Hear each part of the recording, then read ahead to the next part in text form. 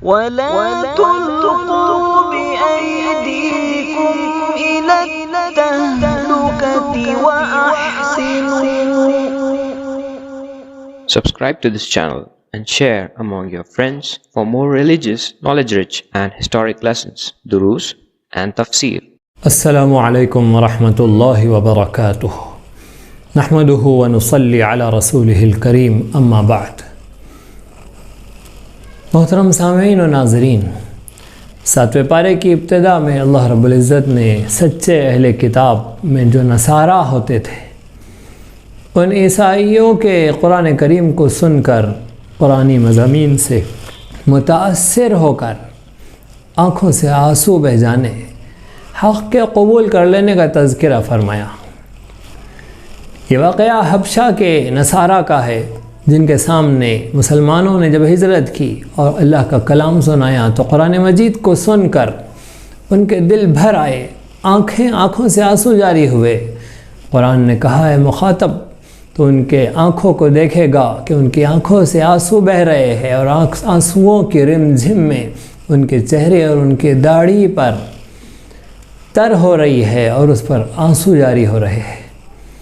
غرض یہ کہ اہل کتاب کی تعریف کی گئی، ان نصارہ کی جو حقیقی نصارہ قرآن کو سننے والے، اللہ کی وحی سے متاثر ہونے والے. اس کے بعد اللہ رب العزت نے مذہب اسلام کے اعتدال کو بیان فرمایا کہ اسلام دین اعتدال ہے. اسلام نے جس چیز کو حلال کیا ہے اللہ چاہتے ہیں کہ بندے اس کو حلال سمجھے. غلو کر کے، راہ سے بھٹک کر، اپنی خاندانی یا اپنی بنائی ہوئی کسی من گھڑت روایت سے کسی حلال کو حرام نہ قرار دے. اسی طرح حد سے آگے نہ گزر جائے اور اتنے بھی آزاد نہ ہو جائے کہ حرام کو حلال سمجھنے لگے اور استعمال کرنے لگے. اسلام کے اس خوبصورت تصور دین اعتدال کو سمجھا جائے، اس کے اعتدال کو اختیار کیا جائے. اس کے بعد اللہ رب العزت نے قسم کی قسمیں بیان فرمائی کہ یمین لغو، یمین غموس، جو قسمیں ہیں قسم کھا لینے کی، انسان بات بات پر قسم کھا لیتا ہے. ان قسموں کے بارے میں احتیاط کرنا چاہیے. بعض قسمیں وہ ہوتی ہے جو گناہ ہوتی ہے، وہ قسمیں ہوتی ہے جن سے کفارہ لازم ہو جاتا ہے. لہذا اپنی زبان کے استعمال میں جب بھی قسم کھانے کی باری آئے تو اس کی احتیاط رکھی جائے کہ قسم کے آداب کیا ہے، اس کے قاعدے کیا ہے، اللہ رب العزت کے ہمارے لیے اس میں احکامات کیا ہے، انہیں معلوم کرے، اس کے مطابق قسم کا استعمال کرے، ورنہ قسمیں کھانے سے باز آئے، اس کے استعمال سے پرہیز کرے.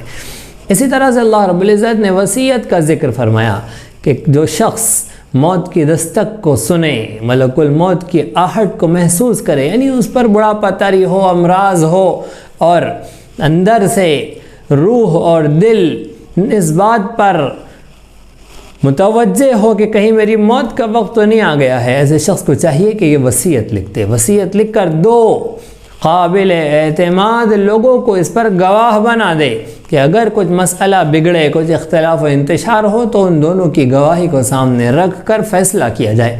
غرض یہ کہ وصیت کے بعد احرام کے مسائل بیان فرمائیں کہ احرام میں کون سے شکار جائز ہے، کون سے شکار ناجائز ہے.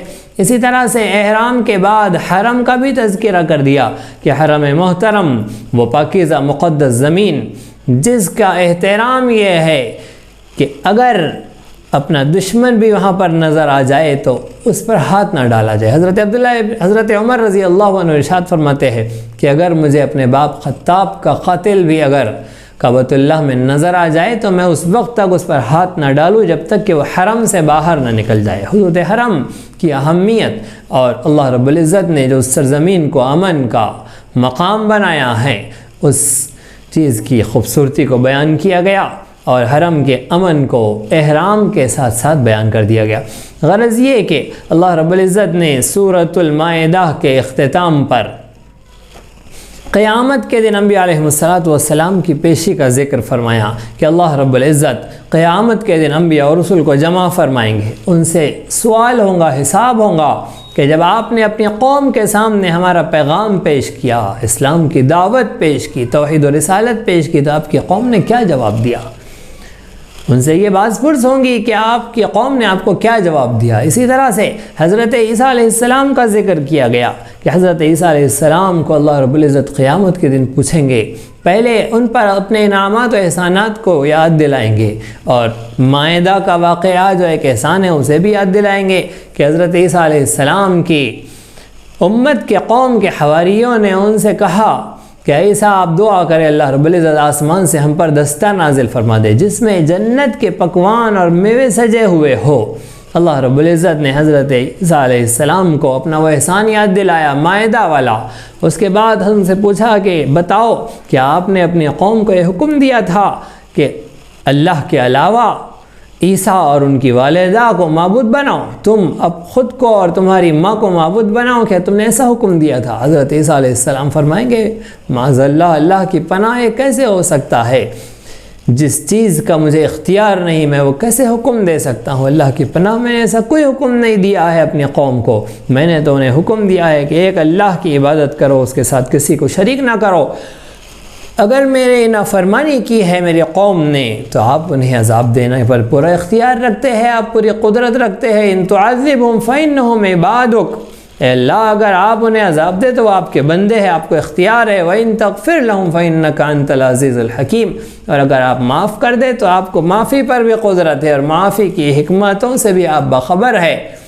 حضرت عیسیٰ علیہ السلام نے اللہ کے حضور معافی کی بھی درخواست اپنی قوم کے لیے پیش فرمائی۔ آگے اللہ رب العزت نے سورت کا اختتام فرمایا کہ اے عیسیٰ، آج کا دن وہ دن ہے جس دن صرف سچوں کو ان کی سچائی ہی نفع دیں گی، جھوٹے آج ہلاک و برباد ہوں گے۔ اسی طرح سورۃ الانعام شروع کی گئی۔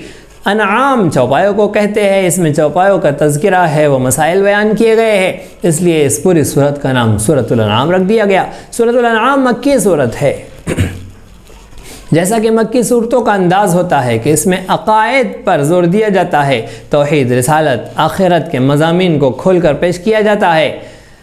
مشرکین کے دلائل، مشرکین کے باطل عقائد کو سورۃ الانعام کے اندر کھل کر پیش کیا گیا اور ان کا رد کیا گیا، کثرت کے ساتھ مختلف انداز سے تقریر اور تلقین کے پیرائے اختیار کر کے اللہ رب العزت نے مشرکین کے باطل دلائل کا رد فرمایا۔ آپ جب سورۃ الانعام پڑھیں گے تو اس میں ایسا انداز محسوس کریں گے، دیکھیں گے کہ اللہ رب العزت ایسے واضح حقائق کو پیش فرما رہے ہیں کہ جس پر نہ کسی دلیل نہ کسی براہین کے پیش کرنے کی ضرورت ہے، نہ کوئی عقل سلیم رکھنے والا اس کا انکار کر سکتا ہے۔ جیسے اللہ نے فرمایا تم ہی بتاؤ کہ دنیا کی ہر چیز پر کس کا اختیار ہے۔ ظاہر بات ہے مشرکین تو جانتے تھے اللہ ہی سب کچھ کا قادر ہے، ہر چیز پر قدرت رکھنے والا ہے، لیکن ہچکچاتے تھے۔ اللہ نے کہا کہ اے نبی آپ ہی کہہ دیجئے کہ اللہ ہی ہے۔ ایک جگہ فرمایا کہ بتلاؤ جب تم رات کو سوتے ہو تو تمہاری روح کو کون قبض کر لیتا ہے اور صبح تمہاری روح کو کون واپس کرتا ہے؟ یہ روح کے قبض کرنے کا نظام، رات کو سلا دینے کا نظام، اللہ ہی اس پر قدرت رکھتے ہیں۔ جو مورتیاں خود جب سے پیدا ہوئی ہے، جب سے سوئی پڑی ہے، وہ کیا کسی کی نیند کو چھینیں گی اور کیا کسی کی نیند واپس کریں گی؟ پتہ ہے ان لوگوں کو کہ اللہ ہی یہ قدرت رکھتا ہے۔ غرض یہ کہ اس انداز سے کفار کے باطل عقائد کا رد کیا گیا، ان کے سامنے حقیقی دلائل کو پیش کیا گیا۔ مشرکین نے بہت سارے جانوروں کو اپنے اوپر اپنے ہی دلائل سے اپنی مرضی سے حرام قرار دیا تھا، اللہ رب العزت نے ان کے اس عقیدے کا رد فرمایا، اور اللہ نے جس چیز کو حلال کیا ہے اس کو حلال جاننے، حلال ماننے اور اس کے استعمال کے سے پس و پیش نہ کرنے کا، پیچھے نہ ہٹنے کا حکم دیا گیا۔ اسی طرح سے حضرت ابراہیم علیہ السلام کے تذکرے پر قرآن پہنچا اور حضرت ابراہیم علیہ السلام کا تذکرہ ہوا کہ حضرت ابراہیم جو کفر و شرک کی عظیم تاریکی کے اندر ایک روشنی کا مینار تھے، جب آپ نے غیر اللہ اور ستاروں اور بھارتوں کی مٹی کی بنائی ہوئی مورتیوں کے باطل ہونے کا اعلان فرمایا اور ایک خدا وحدہ لا شریک لہ کے معبود برحق ہونے کا اعلان فرمایا، تو ساری قوم مخالف کھڑی ہوئی۔ سب سے پہلے انہیں ان کے والد ہی سے مخالفت کا سامنا کرنا پڑا۔ حضرت ابراہیم علیہ السلام نے ڈٹ کر مقابلہ کیا اور توحید اور رسالت و آخرت کے دلائل کو پیش فرمایا۔ اسی طرح حضرت ابراہیم علیہ السلام کے بعد سورۃ الانعام میں 18 انبیاء علیہ السلام کا تذکرہ کیا گیا. سارے قرآن میں کہیں پر بھی اتنے انبیاء علیہ السلام کا ایک جگہ تذکرہ نہیں ہے. ان کا تذکرہ ہوا اور قرآن کریم نے حکم دیا کہ ان کی اتباع کرو. انبیاء علیہ السلام پر جو مشترک احکامات نازل کیے گئے تھے، سب کے نزدیک جو چیز حلال ہے وہ حلال ہے، جو حرام تھی وہ حرام رکھی گئی. اسی طرح سے توحید کا عقیدہ سب کے نزدیک مشترک ہے، رسالت مشترک ہے، اس کی عملی شکلوں میں اختلاف ہے. تو حکم دیا گیا کہ یہ انبیاء علیہ السلام کا تذکرہ ہوا ہے اور یہ اہل حق ہے اور ان کی اتباع و اقتداء کی جائے. انبیاء علیہ السلام کا ذکر کیا گیا اور اللہ رب العزت نے ان کی اطاعت کا حکم فرمایا. اس طرح سے 7واں پارہ مکمل ہوا. اسی طرح دینی، علمی، اصلاحی اور تاریخی دروس و بیانات سے استفادے کے لیے آپ کے اس چینل کو لائک، شیئر اور سبسکرائب کریں. یہ نغمہ حور جنت ہے، یہ ساز تم کو